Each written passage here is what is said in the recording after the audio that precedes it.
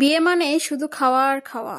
তো এটা ছিল আমার পাশের বাসার এক চাচাতো বোনের বিয়ে। হঠাৎ করে বিয়ের আয়োজন হয়েছিল, তাই খুব বেশি আয়োজন করা হয়নি।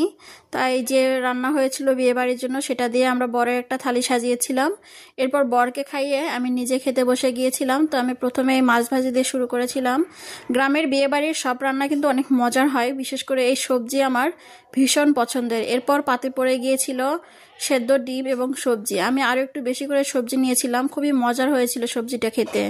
খুব ছোট করে আয়োজন করা হলেও বেশ কিছু রান্নার আয়োজন করা হয়েছিল, যেমন হচ্ছে সবজি, মাছ ভাজি, ডিম, তারপর হচ্ছে বুটের ডাল, এরপর ছিল গরুর মাংস, মুরগির মাংস। তো এই কথা বলতে বলতে আমার পাতে চলে এসেছে মুরগির মাংস। আমি হচ্ছে রানের একটা পিস পেয়েছিলাম। তো এই ছিল আমাদের খাওয়া দাওয়ার মুহূর্ত। আপনাদের কাছে কেমন লাগছে অবশ্যই জানাবেন। যদিও এই ধরনের ভিডিও আমি কখনো করিনি, এটাই প্রথম। তো বিয়ে বাড়ির খাবারগুলো আমার খেতে, যে বললাম, বরাবরই ভালো লাগে। আমি খুবই অল্প খেতে পারি এই পোলাও, কেন জানি আমি খুব বেশি খেতে পারি না মাংসর তরকারি বা হচ্ছে ডাল দিয়ে, এই জন্য আমি ডালটা নিয়ে নিই। তারপর টেস্ট করার জন্য পরে অল্প একটু নিয়েছিলাম। সত্যি কথা বলতে সবগুলো খাবারই খুবই মজার ছিল। সবশেষে নতুন দম্পতির জন্য অনেক অনেক দোয়া রাখবেন, যেন ওরা সারা জীবন একসাথে ভালো থাকে। এই বলে আজকের ভিডিও শেষ করছি। আল্লাহ হাফেজ।